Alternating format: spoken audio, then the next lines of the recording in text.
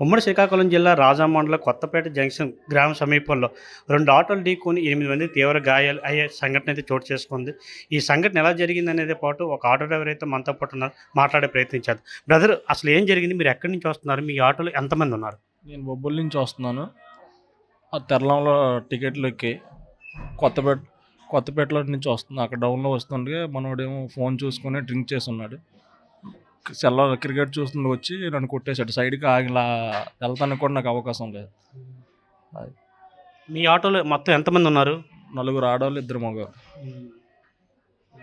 అసలు కరెక్ట్ ఎక్కడ జరిగింది? అసలు ఎలా సంభవించింది యాక్సిడెంట్ అంటారు? కొత్తపేట డౌన్లో. ఎదురెది వస్తుంది. నేను అటు నుంచి బొబ్బుల రోడ్ నుంచి వస్తున్నాను. మనోడేమో ఇలా రాజం వైపు నుంచి వస్తున్నాను. మొత్తం మీ ఆటోలో ఉన్న వాళ్ళకి దెబ్బలు తగిలాయా? ఆటోలో 4 దెబ్బలు తగిలి సుమారు ఎంతమందికి? 6. ఇది ఇక్కడ పరిస్థితి చూసుకున్నట్లయితే రాజా మండలం కొత్తపేట గ్రామ సమీపంలో బొబ్బుల నుంచి వస్తున్న ఒక ఆటో ఇటు నుంచి రాజా నుంచి వెళ్తున్న ఒక ఆటో ఎదురెదుగా అయితే కొత్తపేట జంక్షన్ దగ్గర అయితే మాత్రం ఢీకునే పరిస్థితి కనిపించింది. ఈ ఆటో ప్రమాదంలో సుమారుగా 8 మంది తీవ్ర గాయాలయ్యి అందులో 3 పరిస్థితి చాలా సీరియస్గా ఉందని చెప్పుకోవచ్చు. ఈ ప్రమాదానికి కారణం అయితే మాత్రం రాజా నుంచి వస్తున్న ఆటో డ్రైవర్ మధ్య సేవించడని చెప్పేసి అయితే మాత్రం ఇంకో ఆటో డ్రైవర్ మనతో చెప్పే పరిస్థితి అయితే కనిపిస్తుంది.